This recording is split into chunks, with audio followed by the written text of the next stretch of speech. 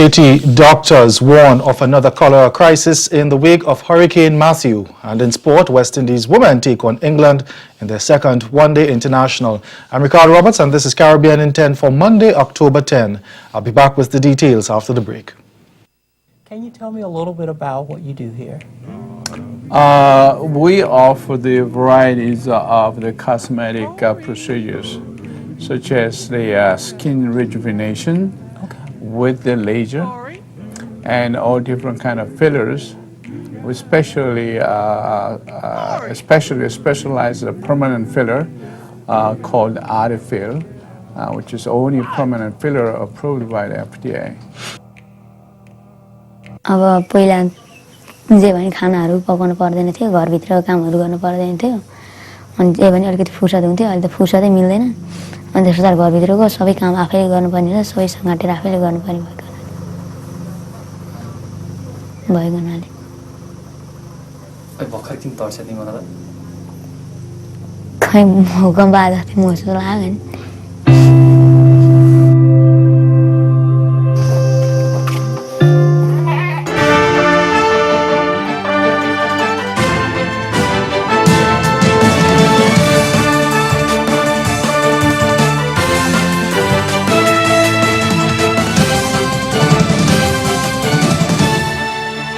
We begin in Haiti, where doctors are warning that the country will face a surge in cholera cases in the wake of Hurricane Matthew. This as the death toll reportedly climbed past 1,000 over the weekend.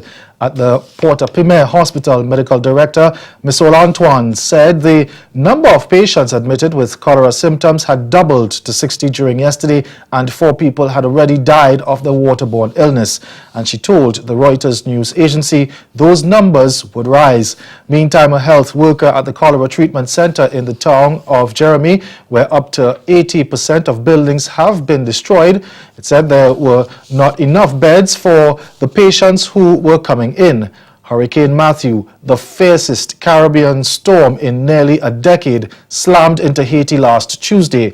While the capital Port-au-Prince was largely spared, the south of the impoverished Caribbean nation was devastated. Meantime, the CARICOM Operational Support Team, COST, arrived in Haiti over the weekend to provide support to the National Emergency Operations Center.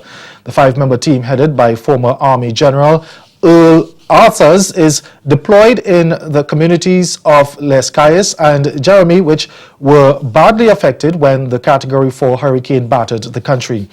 In a brief meeting with the team on Saturday, Haiti's Interior Minister Francois Annick-Joseph said the people of Haiti share the same values and desires for growth and prosperity as the rest of the region. Joseph said he believes in regional integration and is looking forward to further collaboration with COST as the country works to build back better in Haiti. Your presence here is a sign, is an expression of the will of the whole Caribbean to become just one region, united by our desire for better life, and our willingness to help one another to face a disaster.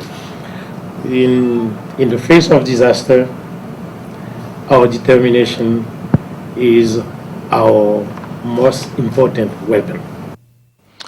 Mission Chief General Arthurs assured the minister that the team was willing to provide the assistance needed to improve the functionality of the emergency operations centers in the affected areas. We know the country a little bit, we know some of the problems, and we are willing to work and to support you.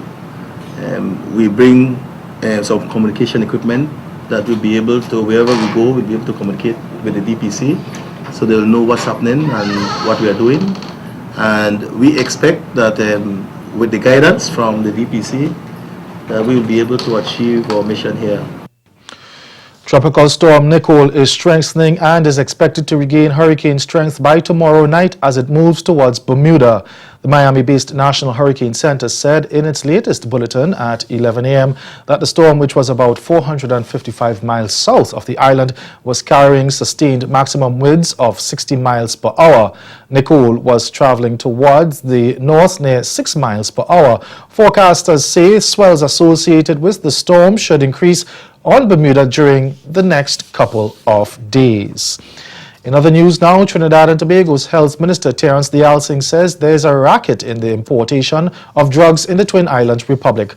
Apart from the widely reported distribution of problems, he's suggesting that there are people with financial interests who get their drugs imported to fatten their pockets. Dialsing says several different drugs, which all treat the same thing, are being imported for the benefit of those interests. And nobody could tell me the clinical difference between 1 to 15. But because of vested interests, each one gets onto the formulary. And then the Minister of Health is responsible for that system. Those days are over, my friends. And that was Health Minister, Trinidad and Tobago's Health Minister Terence Dialsing. Stay with us. Your Midday Sport is next.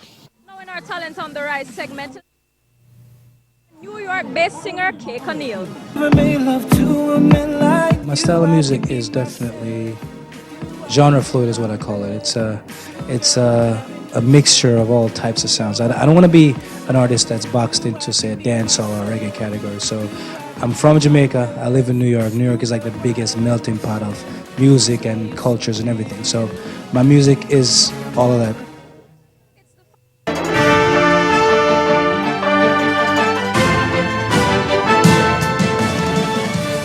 Welcome back. It's now time for sport. West Indies women won the toss and chose to bat in the second one-day international of the 5-match series against England women at the Trelawney Multipurpose Stadium this morning. England women lead the series 1-0 following a 5-run win in the opening game on Saturday at the same venue. Veteran all-rounder Deandra Dutton is convinced West Indies women will hit back after losing the opening ODI. Today, the West Indies lost 2 early wickets, that of Hayley Matthews and Shaquana Quinton, were both dismissed on 15.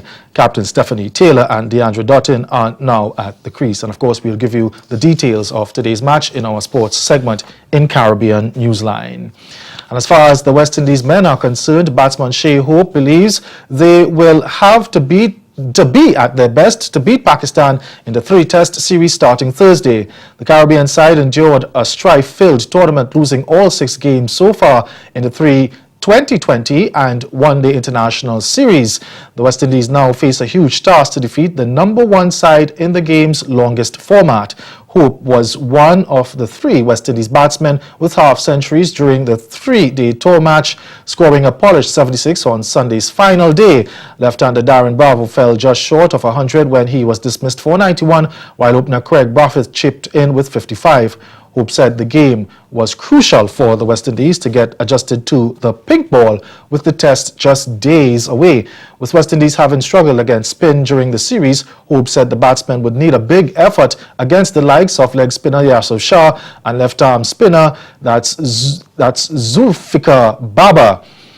And over to racing now. Motor racing, Mercedes driver Lewis Hamilton suffered another blow to his title defense when he finished 3rd behind teammate Nico Rosberg in yesterday's Japanese Grand Prix.